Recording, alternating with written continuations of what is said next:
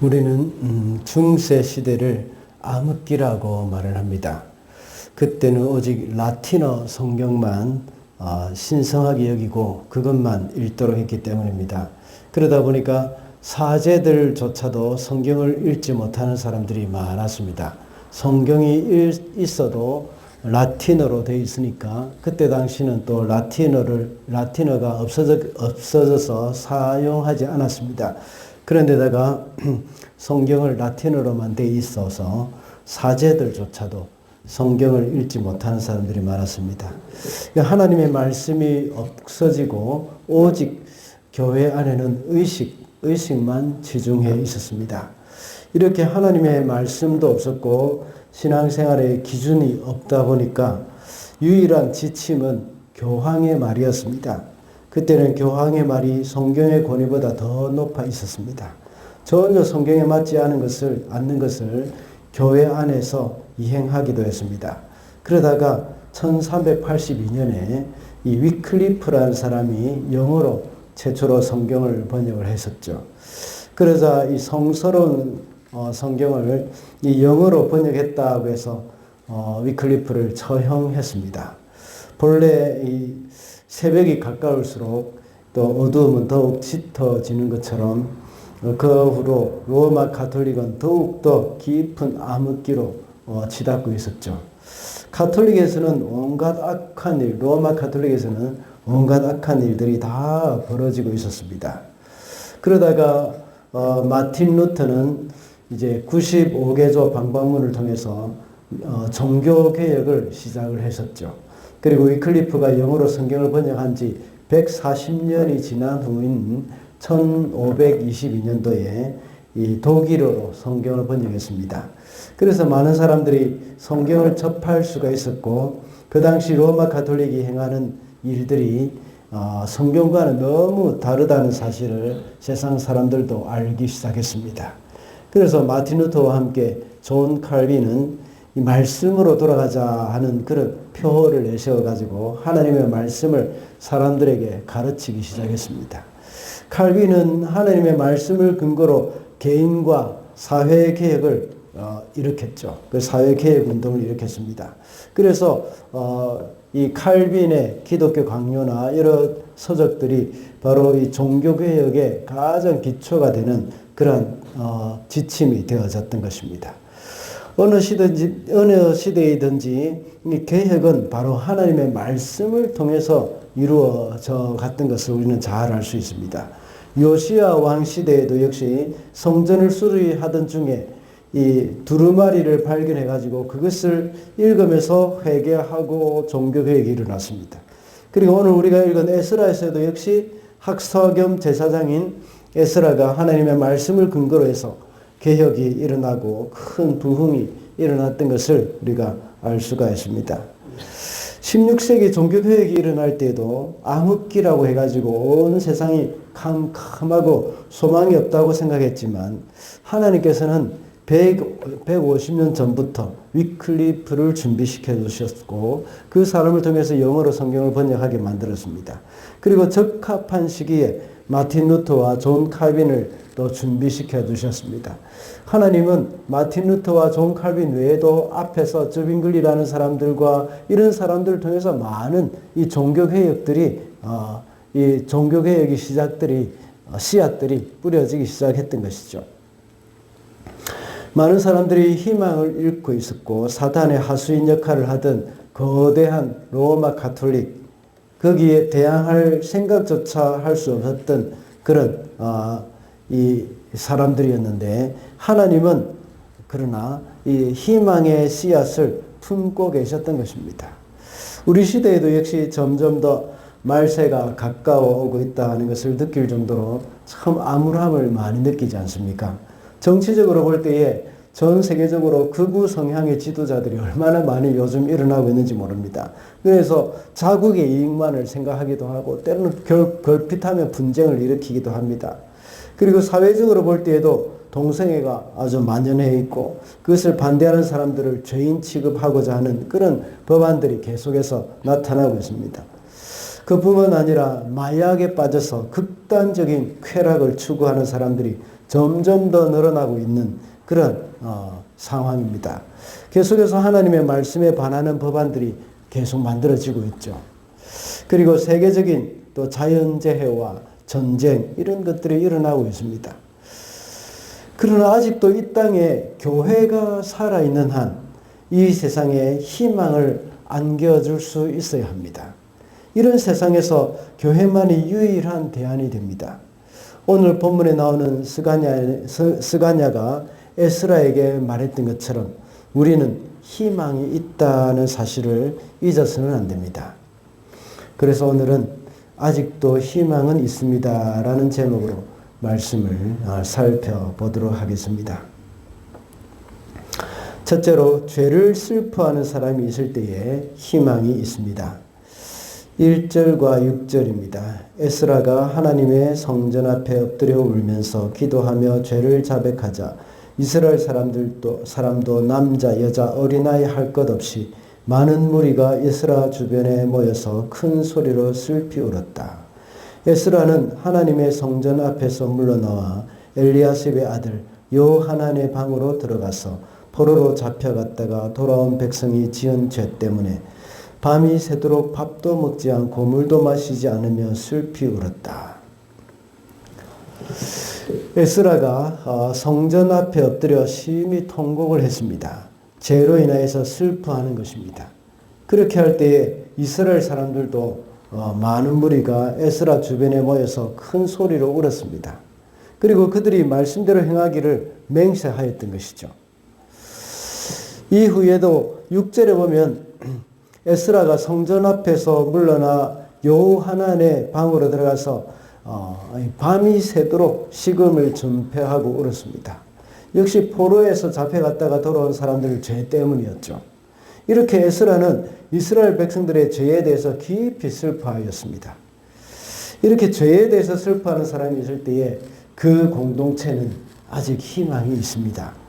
죄는 공동체 안에 급속하게 퍼지는 성격이 있습니다. 그래서 사도 바울은 고린도전서 5장 6절과 또 갈라디아서 5장 9절에 보면 적은 누룩이 온 등에 퍼진다고 말을 했습니다.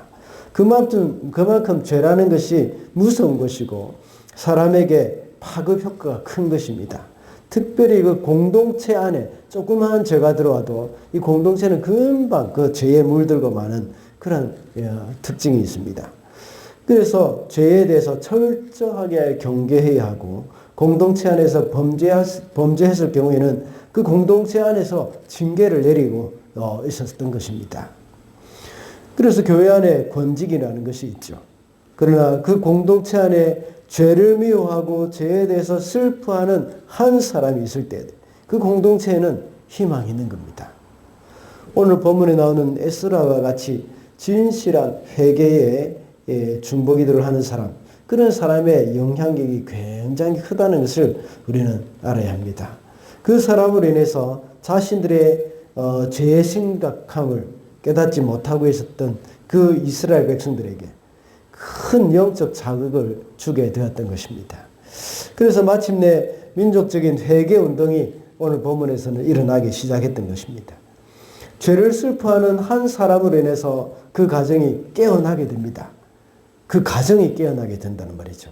그리고 죄를 미워한 한 사람으로 인해서 그 구역이 깨어나게 되고 또한 교회가 깨어나게 됩니다. 그렇게 될 때에 그 교회로 인해서 도시 전체가 변화가 일어나게 되는 겁니다.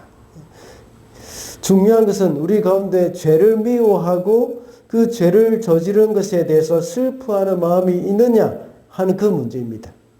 하나님이 일하시는 방법은 이렇게 한 사람을 통해서 이루어 가십니다. 하나님은 아브라함 한 사람을 부르셔서 믿음의 조상이 되게 하셨습니다. 그리고 모세를 부르셔서 이스라엘 백성을 이집트에서 탈출하여서 하나님의 나라를 세우셨습니다. 그리고 엘리야를 통하여서 북이스라엘의 바알과 아세라 제사장을 죽였습니다. 엘리야를 통해서 엘리사를 통해서는 이스라엘을 아람 나라에서 구원하셨습니다. 이것이 바로 한 사람을 사용하시는 그 하나님의 방법입니다. 오늘 본문에 나오는 에스라도 역시 그 한 사람이었습니다. 민족의 죄로 인하여서 통곡하는 한 사람을 하나님은 사용하셨습니다. 그 한 사람의 통곡하는 소리를 듣고 백성들이 하나님 앞에 나왔습니다. 1절에 보면 하나님 앞에 나와서 큰 소리로 슬피 울고 있는 사람 중에서 어린아이도 있었다고 기록하고 있습니다. 우리는 어린아이가 뭘 아느냐 이런 생각을 많이 하죠. 그러나 이렇게 에스라가 통곡하는 것을 듣고 어린아이도 나와서 큰 소리로 울면서 그 장대 같은 비가 내리는 가운데 슬퍼할 정도로 큰 영향력이 있다는 것을 우리가 알 수가 있습니다. 사람들은 보통 언제 슬퍼합니까? 가장 큰 슬픔이 아마 사랑하는 사람을 잃었을 때일 것입니다. 그리고 자신의 신체나 건강에 큰 이상이 생겼을 때, 또는 물질적인 피해나 손해를 보았을 때, 억울한 일을 당할 때, 그럴 때 슬퍼하고 분하고 억울해합니다. 그러나 오늘 본문의 에스라를 볼 때에 그토록 이렇게 슬퍼하는 모습은 정말 보기 드뭅니다. 오늘 본문에 울다, 통곡하다 하는 그 말의 원문의 뜻은 감정을 억제하지 못하고 아주 큰 소리로 몸부림을 치면서 우는 것, 이것을 나타내는 것이라고 주석에서는 말씀하고 있습니다. 그는 민족의 죄를 두고 이렇게 큰 슬픔을 가지고 있었습니다. 이 시대에 하나님과의 관계가 무너진 성도들, 영적인 것들에 대한 무지로 인해 가지고 그 하나님과의 깊은 관계를 통한 그 참된 평화를 맛보지 못하고 참된 기쁨을 누리지 못하는 그러한 모습들, 이런 것들을 보면서 우리는 어떤 마음을 가져야 하는가 하는 것들을 이제 생각해 봐야 합니다. 또 이 세상의 물질이 우리의 마음을 더 빼앗아가 버리는 이 시대, 이런 것들을 우리가 생각하면서 하나님 앞에 이 민족을 위해서 또 이 땅을 위해서 기도하는 사람들이 되어야 한다는 겁니다. 지금 많은 현대교회 성도들이 하나님을 찾으면서 가난한 마음을 가지고 살기보다는 육신의 안락함에 젖어서 살면서 영적으로 정말 핍절해가는 실정, 이것을 깨닫지 못하고 있습니다. 그저 육신이 편안하고 먹을 것, 입을 것 풍족하게 있으면 영적으로는 어떻게 되든지 상관이 없는 겁니다. 이방신상 앞에서나 구하는 그런 탐심, 부패한 욕망 그대로 가지고 와서 하나님의 이름을 부르고 있습니다. 이런 기독교는 성경에는 나와 있지 않습니다. 탐심과 부패한 욕망만 채우려고 한다면, 그게 채울 수만, 그런 부패한 욕망, 탐심 이런 것만 채울 수 있다면 정말 영혼이라도 팔아먹으려는 사람들이 얼마나 많은지 모릅니다. 사탄은 그들을 유혹하고 또 그런 사람들의 영혼을 낚아채 가는 데는 그렇게 큰 힘을 들일 필요가 없는 것 같습니다. 언제든지 미끼만 툭 던져주면 자신들의 욕망, 탐심 이런 것들로 인해서 사탄이 던진 미끼를 덥석 물어버리고 마는 그런 현실 아닙니까? 누군가가 자신을 유혹해 주기만 기다리는 그런 상황입니다. 오늘날 거리를 스쳐 지나가는 수많은 사람들의 눈을 한번 보면 어떻습니까? 그들에게는 정말 쾌락과 이 탐욕으로 이글거리는 그런 모습들이 보이지 않습니까? 오늘날 성도들은, 오늘날 우리 교회는 그들에게 무엇을 해주고 있는지, 오히려 그들과 같이 되어가고 있지 않는가 하는 그런 생각도 들 정도입니다. 세상 사람들이 하는 방법과 똑같은 방법으로 살려고 하고 있습니다. 그렇게 하지 않으면 마치 손해를 보는 듯한 그런 마음을 가지고 있습니다. 그래서 많은 사람들은 돈을 버는 일에 기회를 놓치는 것, 거기에 대해서 굉장히 안타까워하고 슬퍼합니다. 또 이 주식 이런 걸 투자해야 되는데 이때 투자를 했어야 되는데 기회를 놓쳤다고 하면서 안타까워하면서 땅을 칩니다. 또 이때 팔아야 되는데 이 높이 올라가 있을 때 팔아야 되는데 그때 기회를 놓쳤다고 굉장히 안타까워하고 슬퍼합니다. 그러나 에스라와 같이 범죄하여서 하나님 앞에 망하게 된 것에 대해서는 전혀 안타까워하지 않고 있는 그런 영적인 현실 아닙니까? 그래서 성전은 지금 에스라 시대를 보면 성전은 버젓이 세워져 있지만 폐허가 된 참된 성전인 그들의 심령에 대해서는 관심이 없었던 그러한 상황이었습니다. 그런 민족을 우리도 일깨워야 하는 겁니다. 그러한 사람들을 우리도 일깨워야 하고 그러한 이웃들을 우리도 일깨워야 합니다. 하나님이 원하시는 것은 하나님의 시각으로 이 시대를 분별하고 그리스도의 심정으로 그 마음을 느낄 수 있는 사람들, 그런 사람들을 하나님께서는 찾고 계시는 것이죠. 성경은 이런 한정된 소수가 하나님으로부터 어떻게 쓰임을 받는지 거기에 대해서 증언을 해주고 있습니다. 이사야가 그랬고 느헤미야가 그랬고 호세아가 그랬지 않습니까? 오늘 본문에 나오는 에스라가 바로 그런 사람이었습니다. 우리가 통곡하면서 울 때, 에스라가 통곡하면서 울 때에 주위에 많은 사람들이 함께 나와서 그 마음을 그대로 받아서 함께 통곡하며 울고 죄를 미워했던 것처럼 우리가 하나님 앞에 나와서 통곡하고 울 때에, 그럴 때에 주위에도, 우리의 주위에 있는 사람들도 또 우리의 이 땅에 있는 많은 사람들도 그들의 죄를 돌이켜볼 수가 있게 된다는 겁니다. 그러므로 우리 가운데 있는 죄 때문에 슬퍼하는 사람이 있을 때에 우리 공동체는 희망이 있다는 것입니다. 둘째로 협력하는 사람이 있을 때에 희망이 있습니다. 4절 말씀입니다.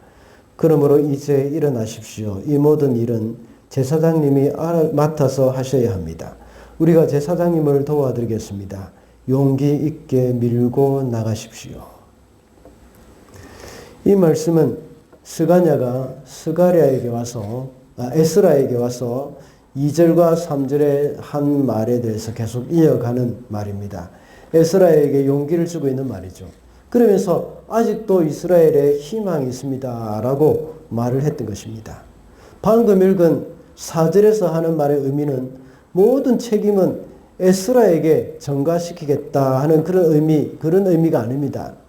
3절에서 말한 대로 율법대로 행하겠다 하는 그런 말과 연결이 되는 겁니다.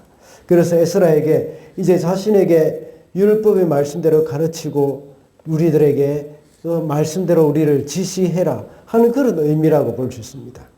그러면서 우리가 제사장님을 도와드리겠습니다. 용기 있게 밀고 나가십시오 라고 말을 하고 있는 겁니다. 이 말은 단순히 옆에서 도운다는 정도의 의미가 아닙니다.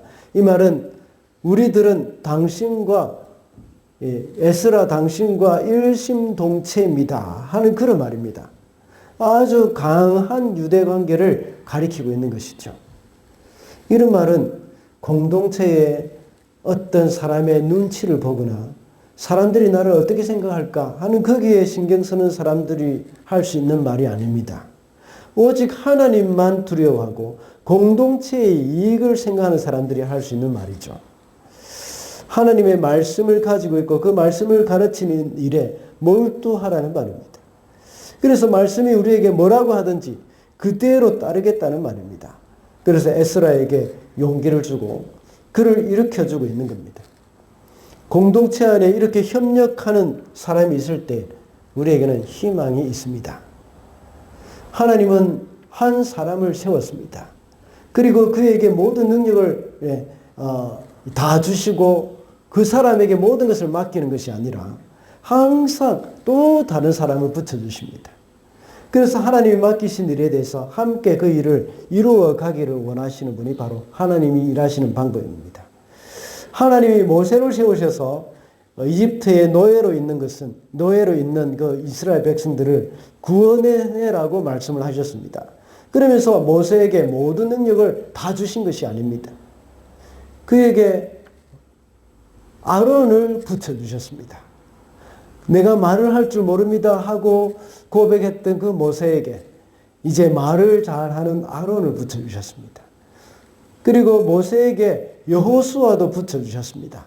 그래서 여호수아를 통하여서 전쟁의 실무를 맡기셨던 겁니다. 그뿐만 아닙니다. 여호수아가 아말렉군과 싸울 때에 산 위에서 모세가 기도를 하고 있었죠. 기도에 팔이 피곤하여 지쳐 있을 때에 아론과 훌이 가서 그 팔을 붙들어 줬습니다. 하나님이 이를 행함에 있어서 항상 이런 협력자를 붙여주셨던 것입니다. 이스라엘 공동체 안에 모세와 같은 사람도 있었지만 협력해서 함께 일하는 사람들이 있었기 때문에 희망이 있었습니다. 이런 협력자들은 눈에 잘 띄지도 않습니다. 사람들이 별로 알아주지도 않을 때가 있습니다. 거의 잘 알아주지 않죠. 그리고 성경에도 그렇게 많이 기록되어져 있지 않습니다. 그렇지만 하나님은 그 사람들을 소중히 여기면서 공동체를 위해서 아름답게 사용하십니다. 하나님은 모세 한 사람만 들어서 사용할 수 있는 분이십니다. 심지어 모세가 아니라도 하나님은 출애굽이라는 그 엄청난 일을 하나님은 사람 없이도 하실 수 있는 분이십니다. 그러나 모세를 사용하신 것은 모세에게 복을 주기 위함이었습니다. 그리고 모세만 사용하셔서 그 큰 일을 이루실 수도 있습니다. 그러나 협력자로 여호수아를 사용하시고 아론과 훌을 사용하시는 것은 바로 그 협력자들에게 복을 주시기 위한 것입니다. 하나님 나라의 엄청난 일을 행함에 있어서 그 이름이 하늘나라의 생명책에 기록이 되는 것이죠. 그들에게 왜 허물이 없겠습니까? 심지어 모세에게도 허물이 있었습니다. 아브라함에게도 허물이 있었습니다. 그러나 하나님은 그 허물을 보지 않으시고 주님의 나라를 위해서 그 사람들을 사용하셨습니다. 이런 협력자들, 이 협력자들 비록 그들에게 부족한 부분이 있고 또 허물이 있지만 이 사람들이 주님의 나라를 위해서 사용되어지고 또 주님의 나라를 위해서 함께 협력한다는 그 자체만 보시고 하나님은 그것을 소중히 여기신다는 것이죠. 우리 주사랑 공동체 안에 아직도 희망이 있는 것은 많은 일꾼들이 있기 때문입니다. 함께 협력하여서 이 공동체를 이끌어갈 수 있는 사람들이 있기 때문입니다. 구역장들이 있고 사회위원들이 있기 때문입니다. 벌써 몇 주가 지났지만 알파 사역도 역시 함께 협력하는 분들이 있었기 때문이고 그 일들을 또 하나님께서 사용하셨기 때문입니다. 그리고 또 장로님들을 비롯하여서 항존직들이 있기 때문에 함께 기도로 도우시는 함께 기도로 도우시는 분들도 있기 때문에 우리 주사랑교회가 올 한 해도 쭉 이어져 왔던 것입니다. 그래서 우리 주사랑 공동체에는 희망이 있는 것이죠. 우리는 그 누구도 혼자서 할 수 있는 사람이 없습니다. 우리 공동체 안에서 서로 돕고 도움을 받으면서 우리가 살아야 합니다. 이렇게 할 때에 낙심한 사람도 다시 일어설 수 있고 꿈을 꿀 수가 있습니다. 모두가 이기적이고 개인적인 삶에 물들어서 공동체 안에서 협력하는 그 마음을 점점 더 잃어가고 있는 이 시대에 우리는 어떻게 살아야겠습니까? 이 시대는 많은 사람들이 있지만 군중 속의 고독이라는 말까지 생겨났습니다. 요즘은 SNS나 유튜브의 발달로 각 개개인이 공동체 안에서의 삶이 점점 더 낯설어지고 있고 또 멀어져 가고 있는 시대가 되었습니다. 이럴 때에 우리 공동체는 더욱더 협력하기를 힘쓰는 것을 배워가야 하고 함께 하는 것을 배워가야 하는 것입니다. 그럴 때에 이 시대에 희망을 불어넣어 줄 수가 있는 것입니다. 마지막으로 말씀에 순종하는 사람이 있을 때에 희망이 있습니다. 12절 말씀입니다. 우리 다 같이 읽어볼까요? 시작.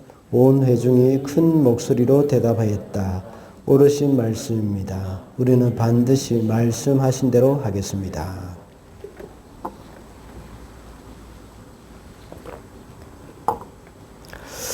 이와 같이 스가냐의 격려에 에스라는 다시 용기를 내서 온 이스라엘 사람들을 다 불러 모았습니다. 그리고 율법의 말씀을 가르치면서 그들이 이방인과 연혼한 것을 이제 지적을 했습니다. 그 내용이 10절과 11절에 나와 있습니다. 제가 읽어보겠습니다.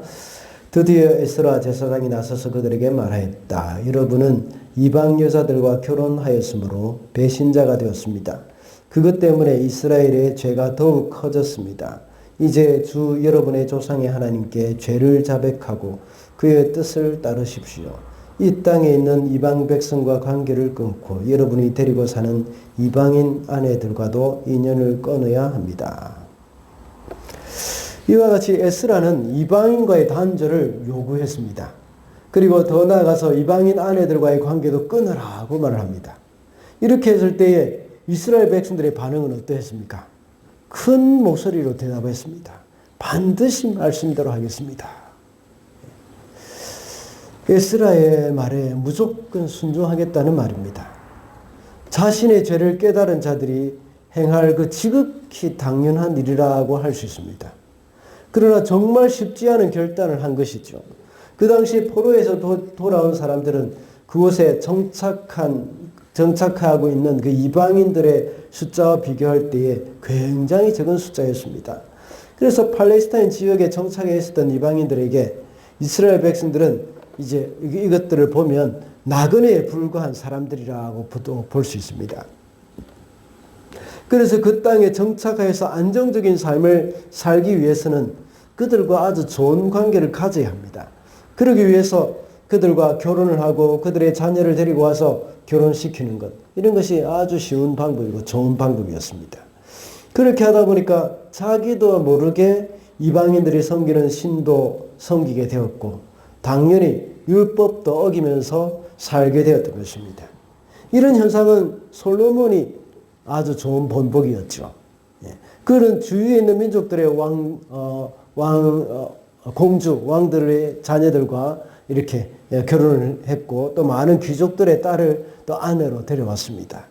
그러다가 그 아내들이 이렇게 솔로몬에게 요청을 할 때에 그 요청을 들어주면서 이방 신상을 위해서 산당을 지어줬습니다. 그래서 예루살렘은 온갖 우상숭배의 온상이 되어버렸죠. 이런 일이 에스라 시대에 이스라엘 백성들 사이에서도 또다시 일어나게 된 것입니다. 그때는 솔로몬 한 사람이 그렇게 한 것이었지만 물론 솔로몬으로 인해서 다른 이 백성들도 많이 본받은 사람들이 있겠죠. 이때는 이 백성들이 스스로 자기들이 그렇게 했던 것입니다. 이제 그들은 하나님의 말씀이 선포되어졌을 때에 이제 바뀌게 되었습니다. 우리는 반드시 말씀대로 하겠습니다 라고 고백을 했습니다. 하나님의 말씀을 통해서 자신들의 잘못이 얼마나 크다는 사실을 알게 되었던 것입니다. 그래서 하나님의 말씀을 가진 소중히 여긴 하나님의 말씀을 아주 소중히 여기고 그 말씀으로 내가 돌아가겠다 하는 그런 마음의 결심이 일어났던 것입니다. 지금 이런 상황에서 볼 때에 아내를 돌려보내고 자식들까지 돌려보낸다는 것은 아주 정치적으로 보면 불리하게 될 것이 뻔한 일입니다. 어쩌면 그 땅에 정착해 있는 이방인들이 아주 괘씸하게 여겨서 예루살렘에 쳐들어올 수도 있습니다. 그럼에도 불구하고 이렇게 하는 것은 이스라엘 백성들은 이제는 하나님만 의지하겠습니다 하는 그런 표시입니다. 어떤 불이익이 있어도 말씀에 순종하겠다는 그런 결단입니다. 우리가 여러 가지 환경과 여건을 고려해서 말씀대로 사는 것을 미루고 또 순종하지 않는 그런 일들이 얼마나 많이 일어납니까? 하나님의 말씀이 우리의 가슴에 부딪힐 때에 우리는 만사를 제쳐놓고 그 말씀대로 순종을 해야 합니다. 하나님의 말씀에 환경을 다 고려하고 앞뒤를 계산한다면 평생 순종다운 순종 한번 못 해보고 인생을 끝낼 수도 있습니다. 다니엘의 세 친구같이 그리 아니하실지라도 라는 믿음으로 하나님의 말씀에 순종해야 하는 겁니다. 그리고 에스더와 같이 죽으면 죽으리라 하는 그런 각오로 민족을 구하러 가야 합니다. 오늘날 우리 성도들은 이런 복음의 야성이 너무 없습니다. 믿음의 모험을 두려워하고 있습니다.